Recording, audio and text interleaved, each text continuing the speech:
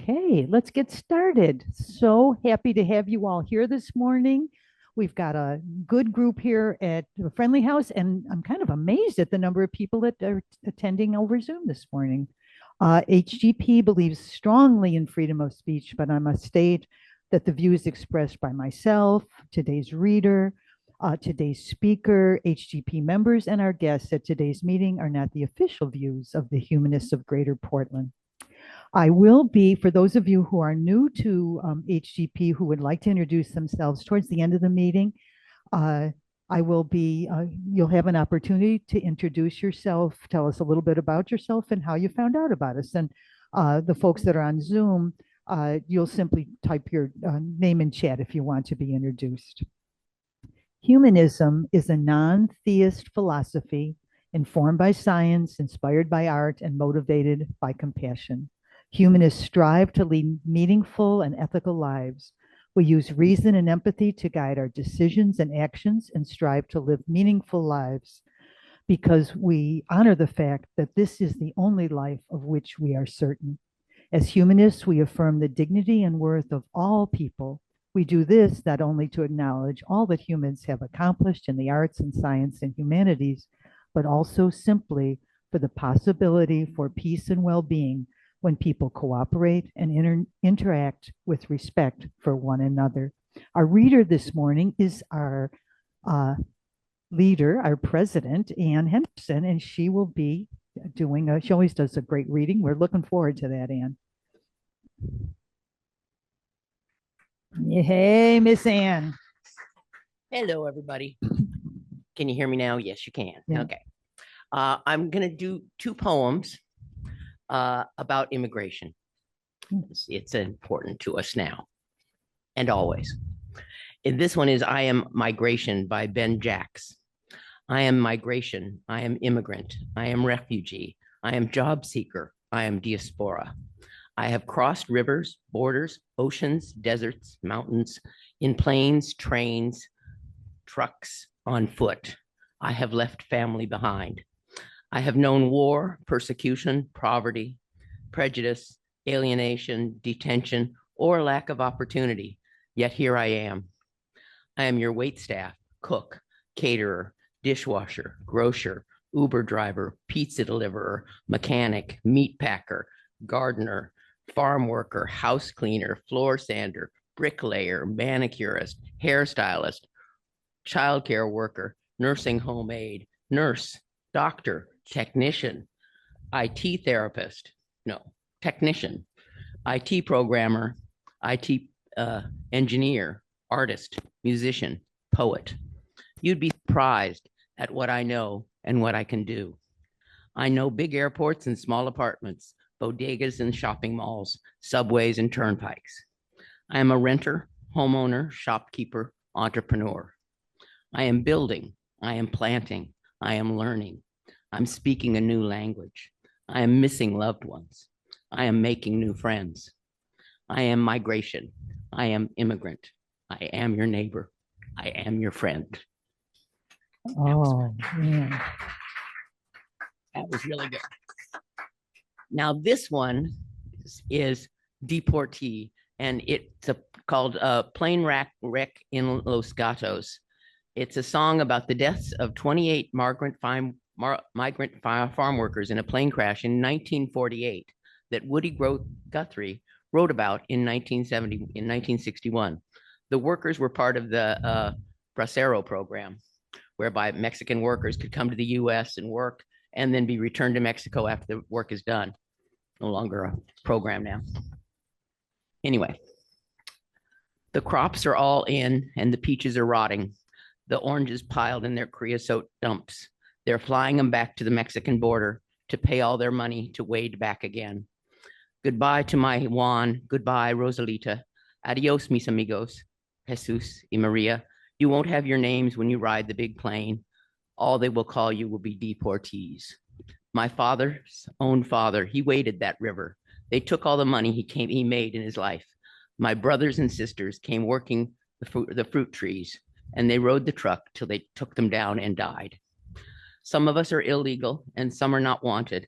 Our work contract's out and we have to move on. 600 miles to that Mexican border. They chase us like outlaws, like rustlers, like thieves. We died in your hills. We died in your deserts. We died in your valleys and died on your plains. We died neath your trees and we died in the bushes. Both sides of the river, we died just the same. The sky plane caught fire over Los Gatos Canyon, a fireball of lightning, and shook all our hills. Who are all these friends, all scattered like dry leaves? The radio says they are just deportees. Is this the best way we can grow our big orchards? Is this the best way we can grow our good soil, our good fruit? To fall like dry leaves, to rot on my topsoil, and be called by no name other than deportees. I'd now like to introduce David Buckley. He'll be our presenter today. Dave is a newer member to HGP and is a major contributor to the HGP's First Sunday program that we've initiated this year, and much appreciate. Dave and Jeremy, thank you for bringing that to our membership, and it's quite successful. It's very successful. Dave's been actively involved in the humanist community for over a decade. Dave is a psychiatric nurse practitioner and was our representative at the 2025 American Humanist Association annual conference in Chicago. He's here today to share what he learned. So, yeah. All right. So, yeah, again, I'm David Buckley. I've been, I guess, part of the community for close to a year now. Yeah, it's getting. And I had the honor of representing you all at the annual conference for the American Humanist Association. Are there people here who are just not familiar with the American Humanist Association? I'm not going to make you speak up or anything. Never heard of it. Yeah. I figured there'd be a few. So, for humanism, there's sort of a national body. I wouldn't call it, it's not a governing body really, but we are a chapter of the American Humanist Association, and a lot of what they do, promoting humanism through education and advocacy, policy work. So I'll talk a little bit about that in here, but actually, if you have questions, again, along the way, actually, I'm going to break with procedure here. Just speak up. I will repeat the question, whatever we have to do. I want you guys to feel loose here. When I say humanist, you say rock. Humanist. Rock. Humanist. Rock. Oh, all right. That works. When I say humanist, you say help out. Humanist. Help out. Humanist. Help out. All right. When I say humanist, you say fight back. Humanist. Fight back. Humanist. Fight back. All right. Yes. Yeah, the 2025 Humanist Annual Conference. I was looking forward to, because I had been at the conference in 2023 when it was kind of a rough time. I was there with another organization, and 2 months before the conference, the executive director of the American Humanist Association had left, and that's the announcement right there. Just with regret, we hear announced that she has left her position, and that's it. No details. I still don't know exactly what happened, but it was a rough time. Morale was a little low at that moment.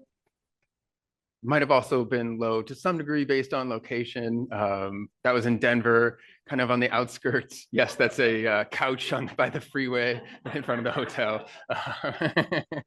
And this one was downtown in Chicago. Very, very different space. Lovely spot there. If you've been to Chicago, it's kind of out down by the Millennium Park. So fun also to get around a little bit there. The other thing that had happened in between 2023 and now there was a new election of board members. So the 5 folks on the left there are new board members, in addition to the folks on the right there. I won't go over individuals or anything. You guys can look that up if you want. So anyway, some changes there, and then they did find a new executive director. And that's this guy, Fish Stark. And let's see, I'll read his just the bio here. A lifelong humanist and the son of Representative Pete Stark, the first open non-theist in Congress and the 2008 Humanist of the Year. Stark brings an impressive array of experience to the executive director role with a professional background, leading high-performing teams at global nonprofits, tech startups, and political campaigns. Stark holds degrees from Harvard and Yale, where he served on the board of the Student Humanist Group. So, different energy there. And I actually...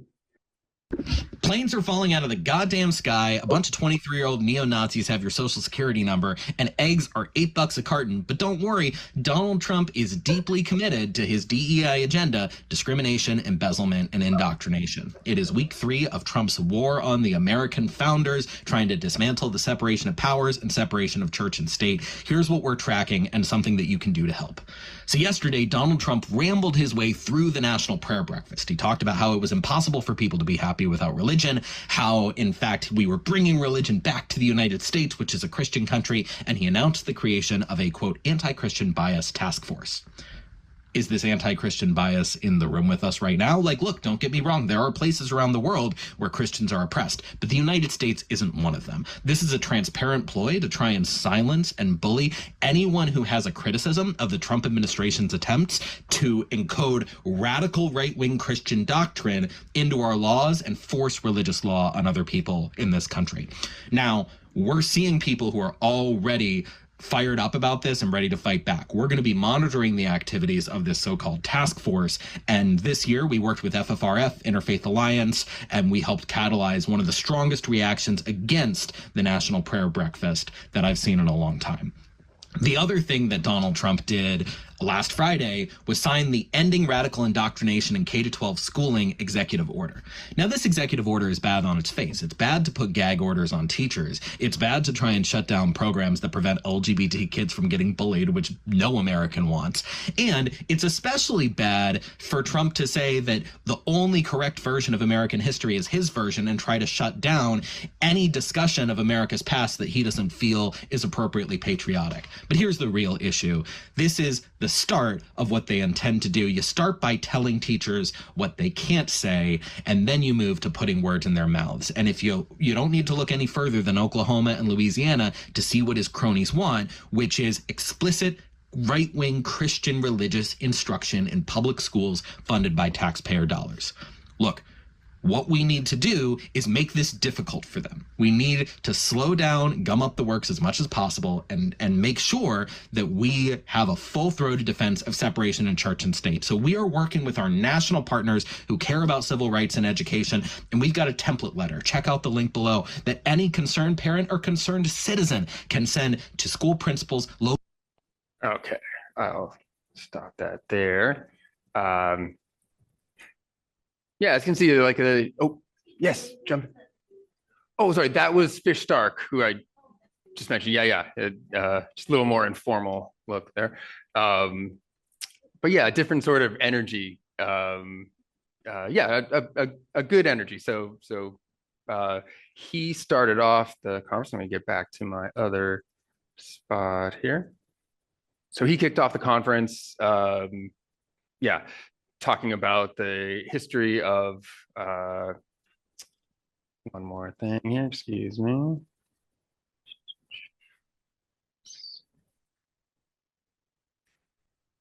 Talked about the history of humanism, and still in? Yes. Okay.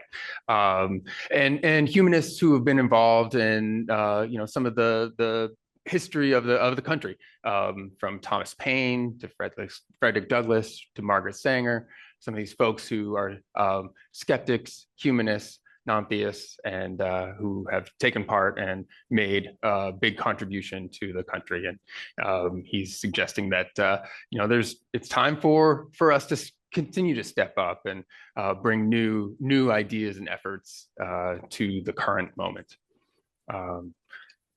And there was sort of a series of presentations called this Big Idea Series. I'm just going to share one of them. that's, I found intriguing and is kind of a subject close to my heart as a mental health provider. I used to be, I'm actually still on the board of the Humanist Chaplaincy at Harvard, MIT there in Boston. And Nareth here is the president of the board. And so a friend of mine and really good guy. And so he was one of the speakers, and I'll kind of just cover what he was talking about there. He's, again, the president of the board. He's a doctor, a primary care doctor. He also works in health informatics and computer science. And he has created a platform called Make Time Flow, trying to bring the science of human flourishing into productivity approaches that are sustainable and humane. And so that's something you could check out if you have any interest. I'll actually quote, I'll just read the quote here, excuse me. He said, for too long, our movement has spoken beautifully of human dignity and the greater good without defining these ideals clearly enough to achieve them or believe in them. While we have debated philosophy and semantics and felt like we have been shouting into the wind that people and governments should live up to the fundamental rights we all committed to long ago, our community has divided and splintered, fighting against many injustices, but not for something we and others can believe in and be inspired by. And he continues, in the meantime, the science of human flourishing has emerged, giving us new tools to talk about, to measure, and to learn how to improve what we have always valued, lives of meaning, connection, growth, and contribution. So he goes into some of the science of human flourishing. I'll spare the details for now of that. It occurred to me while I was doing this, he, speaking of speakers that we might want to bring in, at least remotely, I'm sure he would be glad to do that. So somebody else to add to the long list there. But I will share just some of these important factors in human flourishing that he reviews. On the left there is kind of like the classic positive psychology aspects of human flourishing, positive emotions, engagement, and flow. If you're not familiar with flow, like flow states when you're fully engaged in a meaningful and challenging activity, relationships, close relationships, meaningful relationships, sense of meaning and purpose in life and achievement. And he adds the section on the right there, these other pieces that we've found good evidence for: sleep, mindfulness, meditation, autonomy, strengths, and healthy exercise. And then the acronym there is PERMA-SMASH. And he notes that the ones in pink there are the factors that kind of have the most solid evidence. And he also notes that some of these are places where maybe religions, can sometimes do a better job than humanist communities in supporting. So there's a challenge there that he's giving to us, and he's calling for new mission. We commit ourselves to understanding, measuring, and dramatically improving human flourishing for ourselves, our communities, and all humanity. He says this new focus, well, he explains that it's not really new. I mean, humanists have been working on this, and he gives examples, but as a sort of focus for our work, he's calling for that to kind of come to the fore.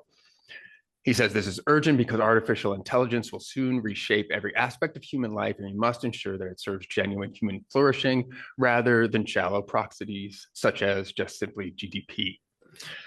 As AI accelerates change, humanity needs guides who combine deep wisdom about human values with rigorous science about what actually works. Humanists are uniquely positioned to be those guides. So, I thought that was an intriguing approach, and be curious to converse with you all about that. Conference wouldn't be anything without awards. So the Humanist of the Year is awarded. The award was presented to Dr. Jelani Cobb. He's the Dean of the Columbia School of Journalism, staff writer at New Yorker. He's won a Peabody for the PBS Frontline film, Whose Vote Counts? Should be a question mark there. He's a Pulitzer finalist for commentary, and he works as an analyst also at MSNBC. So you may have seen him popping up there and elsewhere for his commentary. And just read the notes from the presentation. Dr. Cobb is a secular educator. This is Fish Stark, when he was presenting the awards. Dr. Cobb is a secular educator in the best sense, someone who teaches his students not what to think, but how to think, both clearly and ethically. Dr. Cobb has never flinched when confronting the hard truths of our time, tackling topics like white supremacy, authoritarianism, and historical amnesia with integrity and rigor. And perhaps most notably, he has been a fierce advocate of our democratic ideals and has embodied a humanist patriotism, one that says we owe each other better. For his secular commitment to shared humanity and collective liberation, we are thrilled to honor Dr. Cobb. All right. Dave, we have a question. Oh, yeah. Yes. Number one, I believe that's Al Christian. Yeah, simple binary question. Our society is somewhat polarized. With MSNBC, the question becomes, is he on the daytime or the nighttime?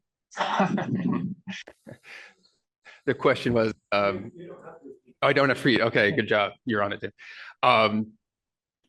I don't know. Good question. I don't know. We'll have to watch. Yeah.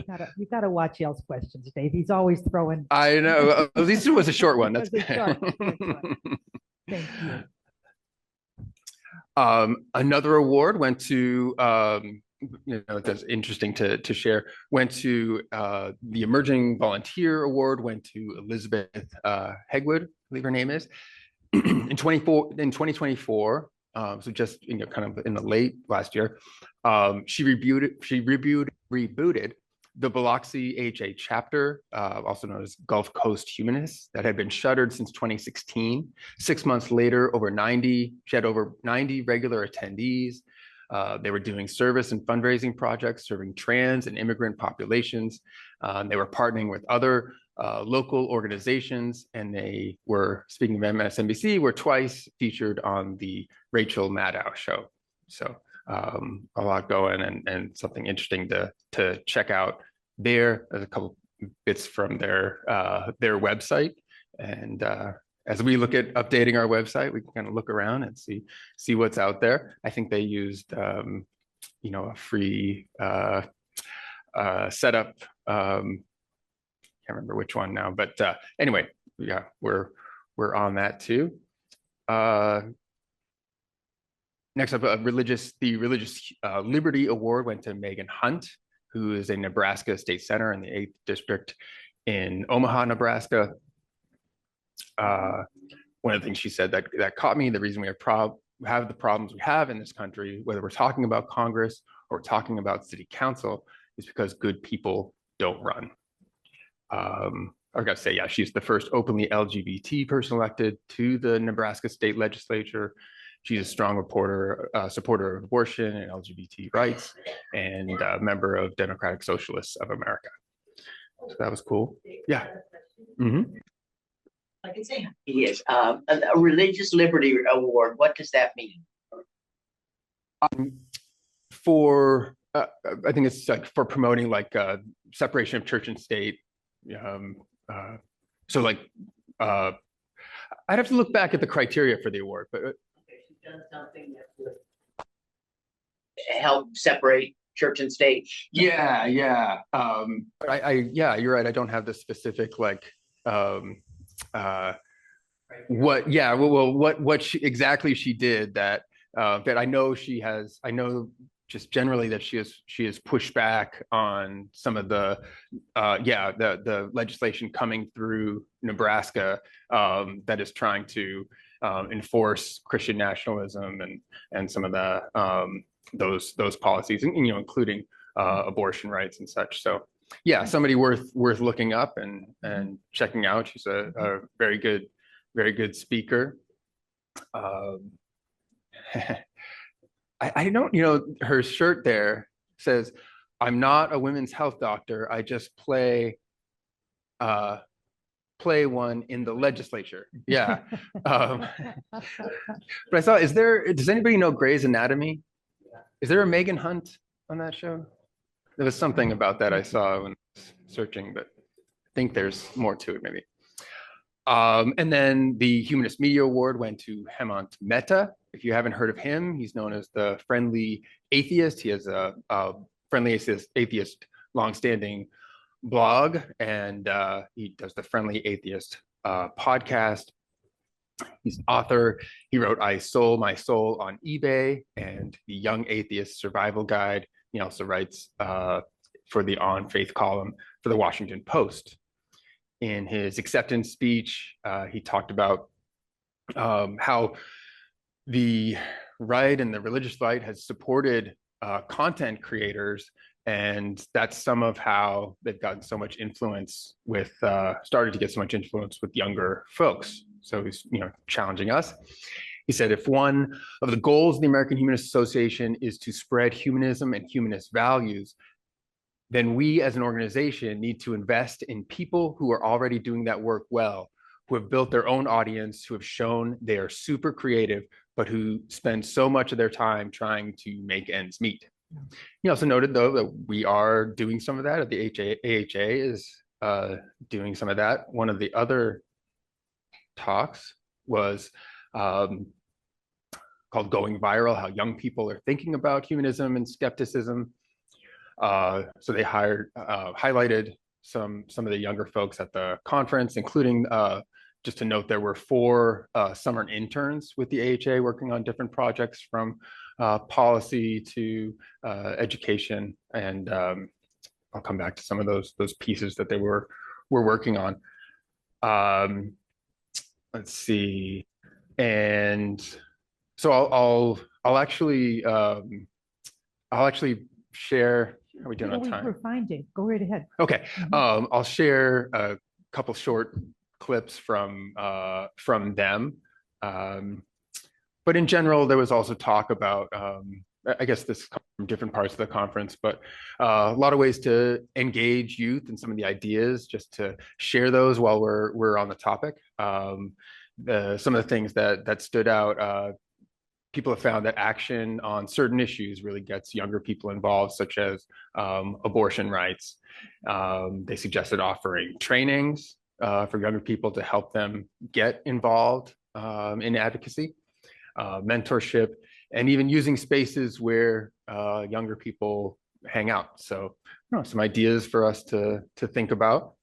I did talk also to the folks from the Secular Student Alliance were there, and noted that there used to be a chapter for the Secular Student Alliance at Portland State University, but apparently it's kind of defunct.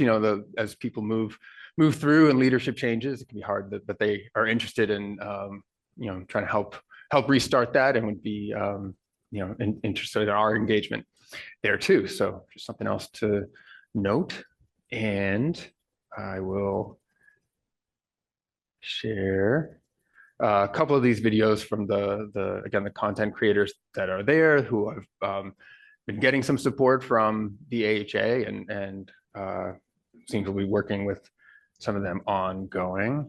And dinosaurs never existed. So you've got these bones, you've got these fossils, supposedly, and they supposedly date back millions of years. And then I think it's a bunch of nerds constructing this fantasy world that they think is awesome. Like, how do you know what the skin of a pterodactyl looked like? How do you know what it sounded like? That was Allie Beth Stuckey, aka the conservative Christian woman's Joe Rogan, saying that dinosaurs never existed. Okay, so Allie was half joking when she said this, but what she continued to say reveals that she clearly lacks even a high school understanding of the scientific process. Scientists aren't sitting around dreaming up fantasy worlds, Allie. Paleontology isn't the same as producing Jurassic Park. Christian women, is this really who you want to be taking your political advice from?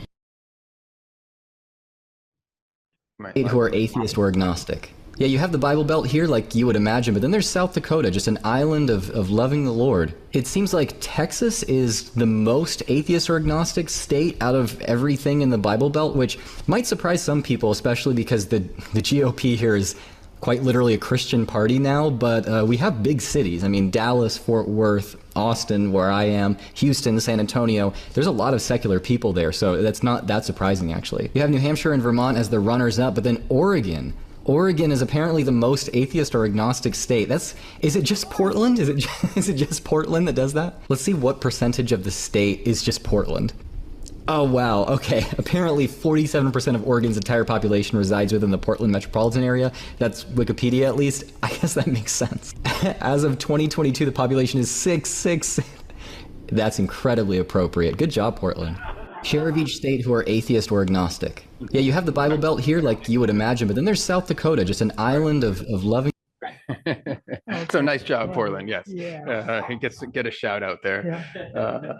Yeah. Yeah, that was Drew McCoy, and just move stuff around here on my screen. Taylor Lay. Okay. Now, a session that everyone may identify with. The world is on fire. What the hell do we do about it? So this was the presenter was Rachel Deitch. She's the political and policy director there at the American Humanist Association. And she noted, there are, we've had obviously significant setbacks, and there's a lot that's still really important to do. So the calls and emails to inform, or if necessary, pester lawmakers to pay attention. Those are still important, still make a difference.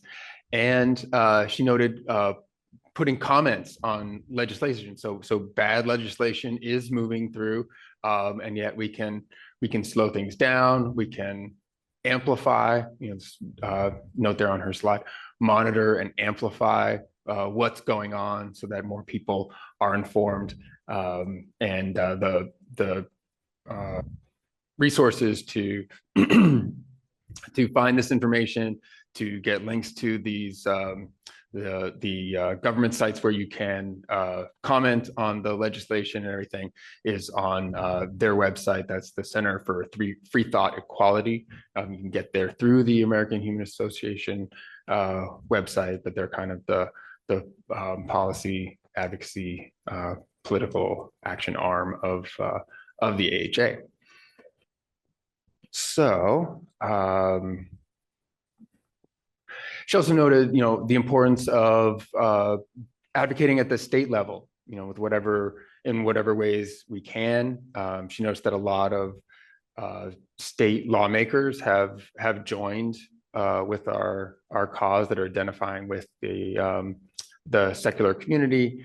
And she's noting some of the recent progress that they've made since January, increasing the number of local elected officials who identify with us to 45, identified 77 elected officials, also who state elected officials who identify with those causes, leading to bills being introduced, including fish. I don't know if I feel like I can't remember. Fish testified in Oregon actually the month prior to this. That would have been May. And was that the legislation on child? No, he did not testify. Not for that. Okay, yeah. So I can't remember what it was. I'll have to double check that. Yeah. Okay. And speaking of, he's another. I did ask him. He said he would come out here to speak. So please, let's track him down or hold him to it. Oh, sorry. I was just mentioning Fish Stark again, that executive director. Oh, yeah, you're on it. All right.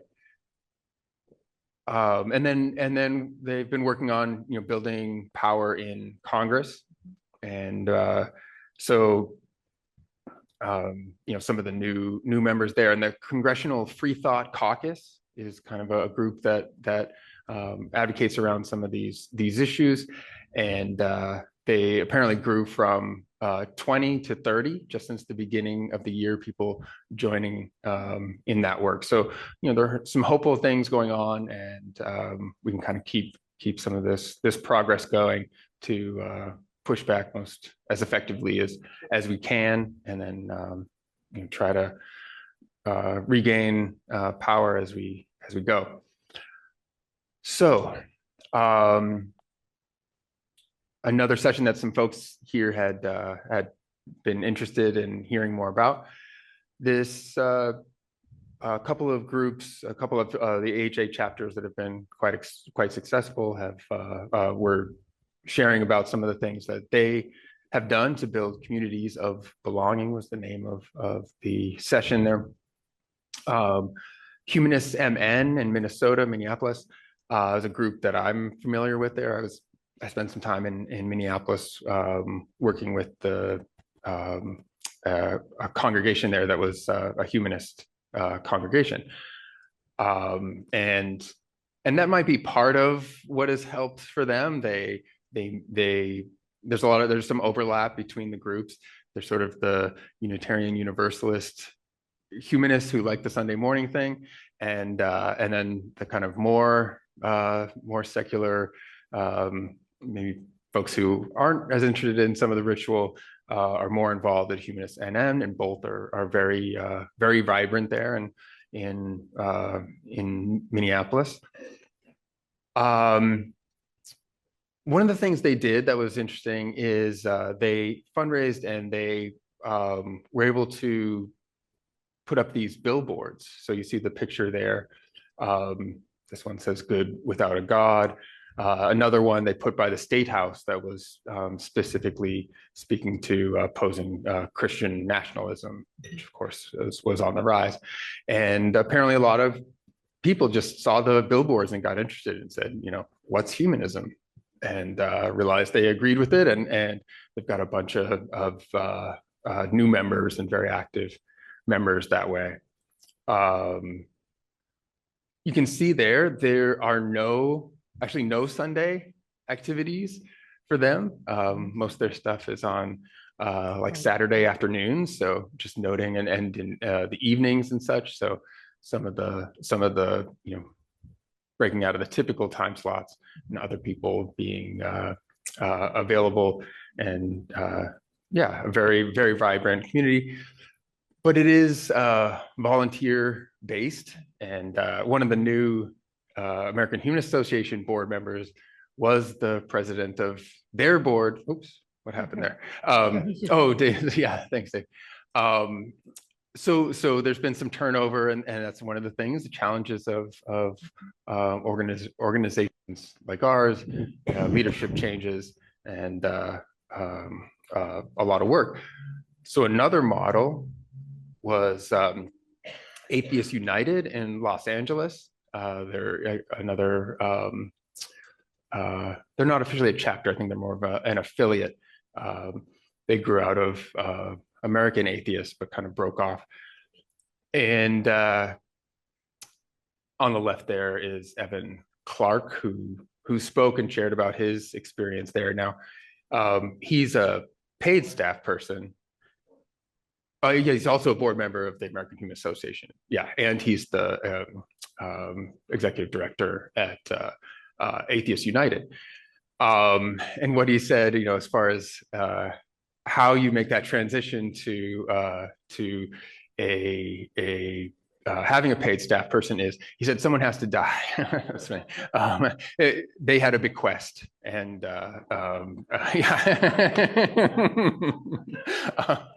yeah. So, you talk about, it is very hard to do. There's a lot of challenges in the transition, moving from a volunteer to something like this, organization with paid staff. And it takes more than, just a year so they had this runway and they were able to do it. Another thing that has shaped them is, I guess, during the COVID shutdown, they didn't immediately move online. They actually just let everything shut down for a little while and kind of reassessed what they were doing.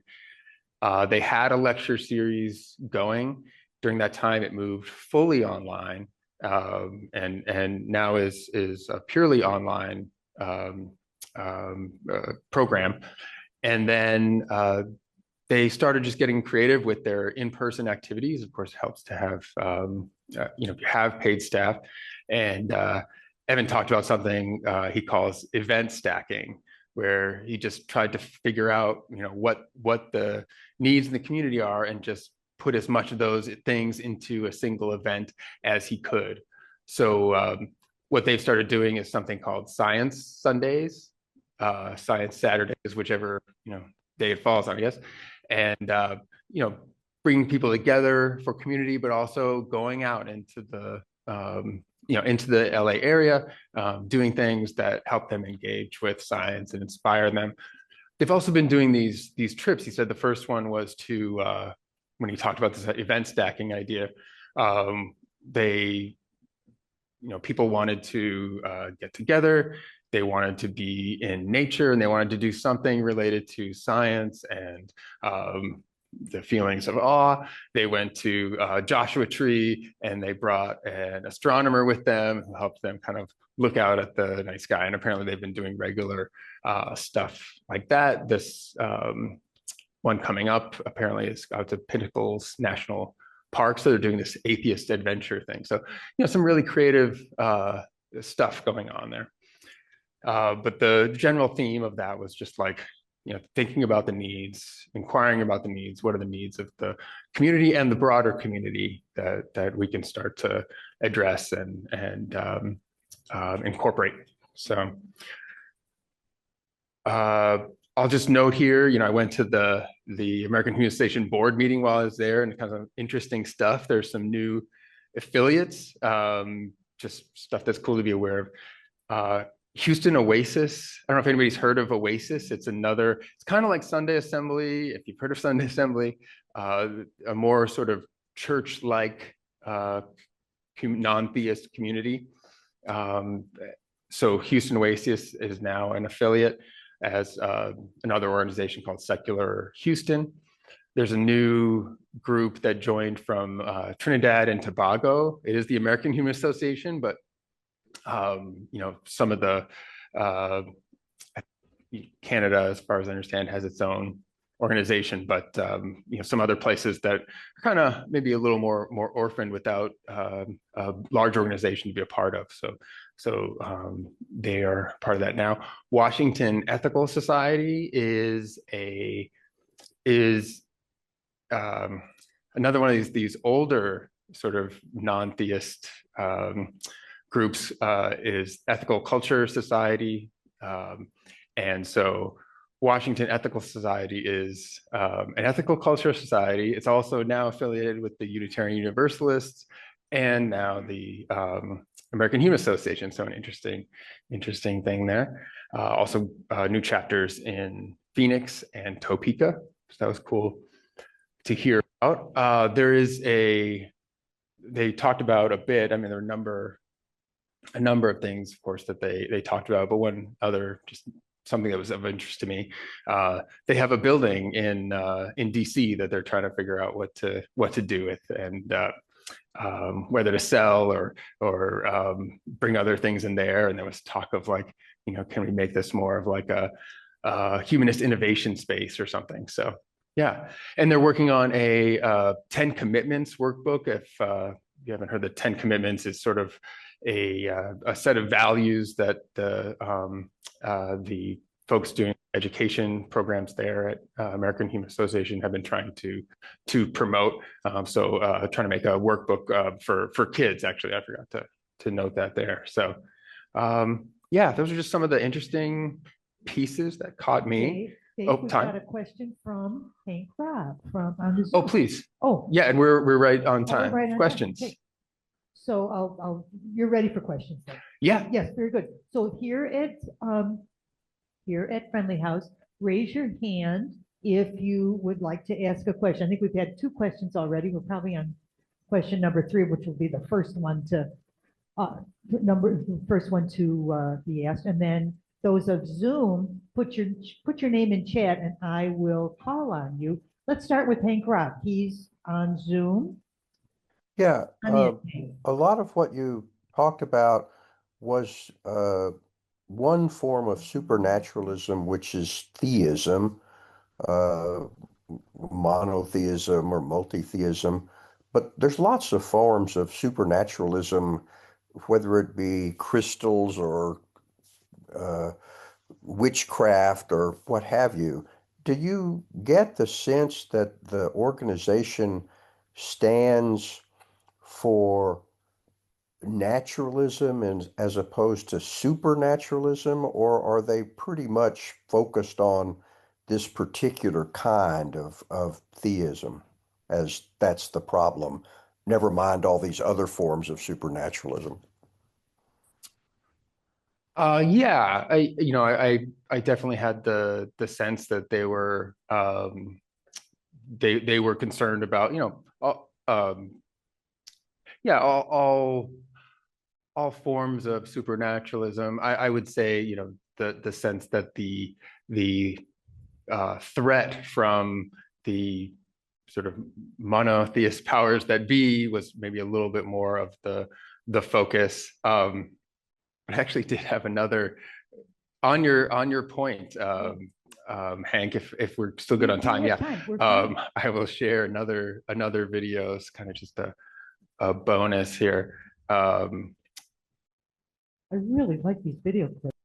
Now that your governments are officially disclosing information about our crafts and your planet, I have so many questions. Humanity has now reached a point of global consent accepting that we are here. So this guy is either channeling aliens or he is an alien? This is a sign of the times that will shift your world. Okay, cool, but do you think he also has a day job? We are in the chapter before the great reveal. Like when he's not channeling or being an alien, is he serving lattes? And soon, in 2025, above every country and body of water, you will see us all at once. Your frozen mocha cappuccino with oat milk, coconut sugar, and non-dairy whipped topping is blending together all at once.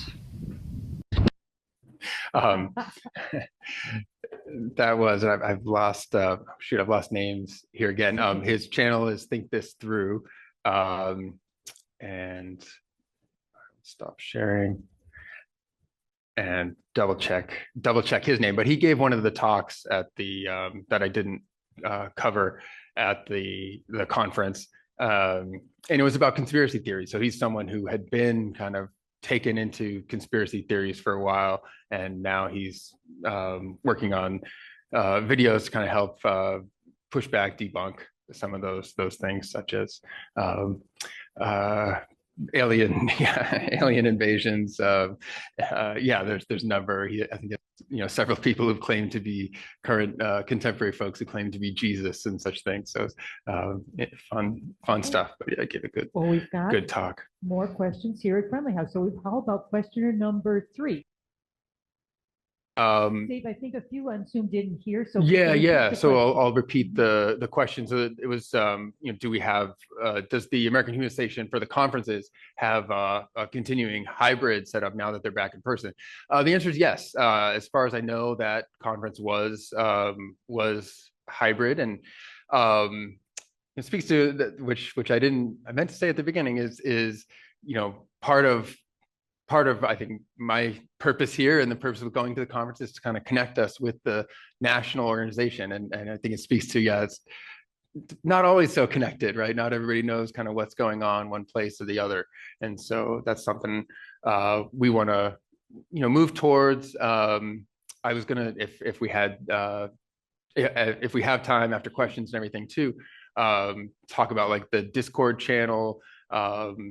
Obviously, you can be involved through their the American Humanist Association newsletters and such things, but there's also a Discord channel that they've created. If you're not familiar with Discord, it's another of the sort of messaging social media options, but one that's very, very popular among younger folks. So if you do want to get connected with that, if we have time, I'll try to pull something up here, but we can get more of that information out. So yes, they will be hybrid. I believe the last one was fully online, so that I don't know if they're still going to do the every other year thing. I can't remember the exact plan for the next conference. I'll have to look that up. Okay. We have questioner number 4. Come on in. Really hear the secular humanist term there. I'm aware that there's also we couldn't hear the question, so we don't know what you're talking about. I can repeat it. Thank you. Yeah, was related to this. It used to be that there was sort of a lot of intentionality around saying the word secular humanist specifically, and have we moved over to just saying humanist and have it be assumed that we are secular, non supernatural in our worldview. Yeah, I didn't hear anything related to that there. I mean, my sense has been that there used to be this kind of sort of a division, right, between religious humanists who might have the same views pretty much, but would kind of call it a form of religion, and secular humanists who didn't want to be associated with that. But then it's been observed you've kind of find similar views on both sides, and people in different places just how they feel about certain terms. So I haven't heard the term religious humanist in some time. Yeah. Question number 5. Come on in, number 5. Yeah, and you said building communities and reimagine democracy. Yeah. So some of the information I know I ran through it quickly when we were talking about I think that going viral slide, and some of that was actually stuff I had picked up from the building community breakout. Yeah, thank you. I'd have to look back at the schedule to see exactly which ones. What was the other one you mentioned? Oh, I did not. Yeah, I didn't go to that one.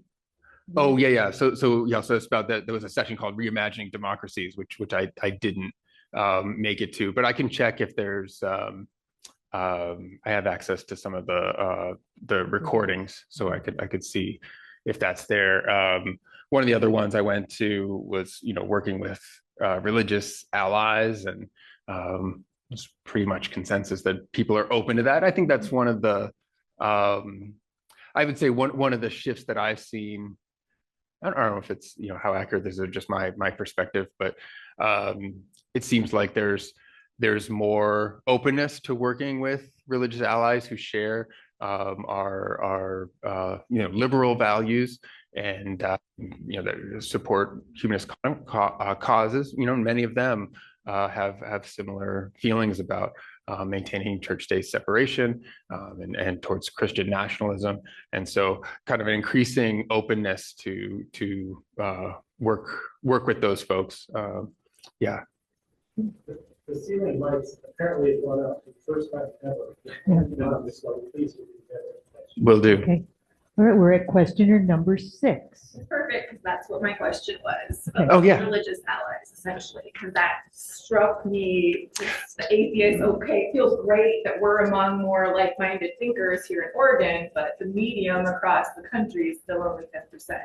So that's where I'm like, yeah, we're still predominantly a Christian society. So that's where I'm like, how did you find in those breakouts then, hopeful moving forward, partnering with these other religious groups that have the same social justice missions and things. Right. Okay. Sorry, that was kind of more Repeat the question. Yeah, I will. I'll repeat the question. So so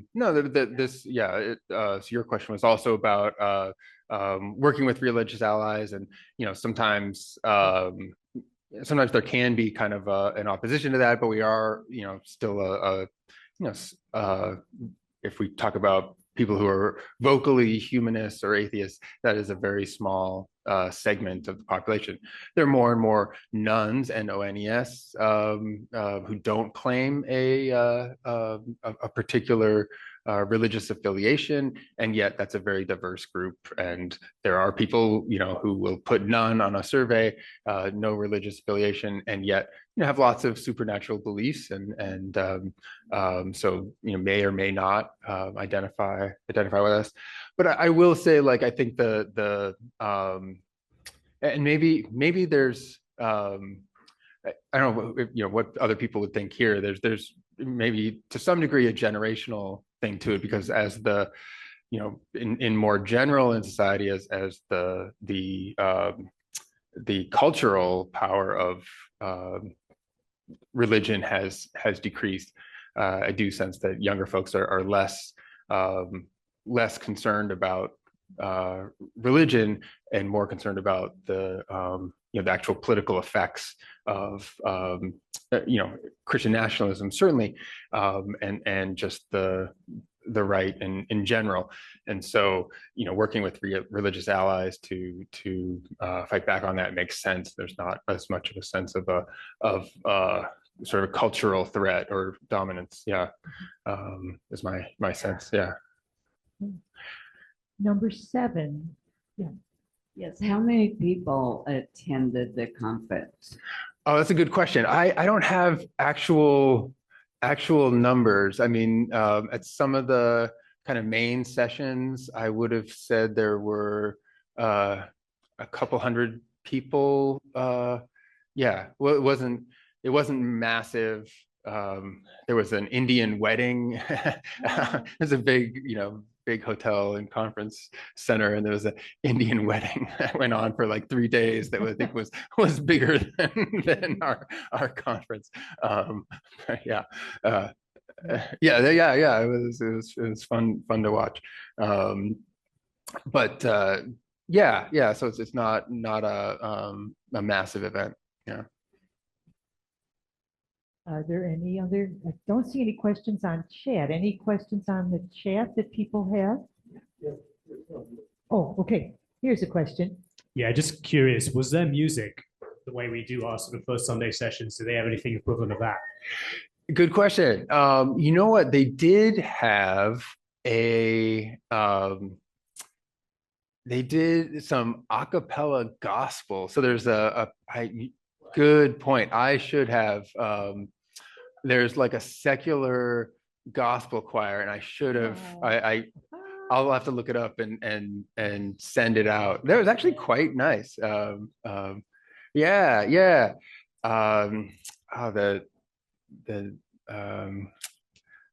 to pull up the name of it, but they were very good, and they kind of adapted some of the standard gospel songs to kind of secular lyrics, and it was lovely. But that would be a good thing to share. So we can expect you to do that on our first Sunday. Yeah. I mean, who's with me? Come on, let's just try it out now.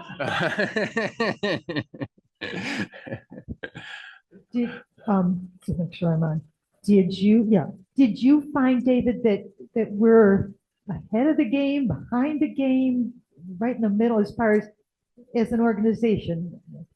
How is HGP doing? Oh, I mean, certainly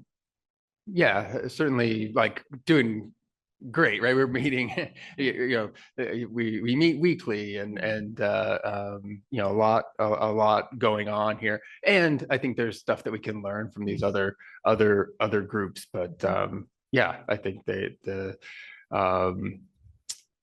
was fun to be able to report, some of what we're doing back there, and vice versa. And so my hope is that we can be a little more connected going forward. Anyone who has interest, definitely check out these websites, get on the mailing list. And again, I didn't know how we would do on time, but I could even pull up some of the Discord and information here if that is of interest to anyone. Jeremy. All right. So you touched a little bit on what types of activities draw younger members, but can you talk a little bit more about maybe some of the outreach ideas that people had or the mediums that people are using. So you said a little bit about Discord. Clearly, we were seeing like more Instagram Reels or YouTube Shorts. So like the medium that we actually need to communicate with members seems to be changing and evolving. Did they have any sort of discussion about that, or was it just kind of tacitly shown of like this is what needs to happen through some of the videos? Yeah, I think there were sort of more general discussions of social media. Now, you saw those vertical videos there, right? So those are phone phone adapted videos, so they can go on TikTok and and whatnot there. But there wasn't like a specific social media session. Certainly they were promoting promoting the Discord. What else? They I don't know how much we've talked about this. They have a new system for organizing in events and emails, and called Action Network that they're using. It's a common one, and we can tap into that, but it's sort of, as far as I can tell, it's sort of an alternative to Meetup, and yet a lot of folks still, like Humanist MN there, uses Meetup for all of its events and RSVPs and such things, because as we've talked about some, that it's also a way to advertise. And if you're using that system, then other people, and there are a lot of, again, younger people, if they're just looking for groups, will find them through Meetup. We had an event the other night, and somebody just showed up, found it on Meetup. So there's still, I think, a lot of sort of pros and cons of the different ways of doing things. But I can look back too and see what else was highlighted there. Did they talk about Discord? Because they're very active Yeah. on They mainly talked about that it was up and running, and encouraging people to get on there. But yeah. We have two more questions, David. Oh, okay. Just came in. So we're at 9. Questioner number 9. Oh, you're 9. Okay, questioner number 10. Oh, very good. So how did the meeting change you? What fire was lit in you by going to this meeting? Yeah. I think I already had the sense that there was some new energy there, and the direction of things, I was feeling encouraged by, and I think it just reinforced that.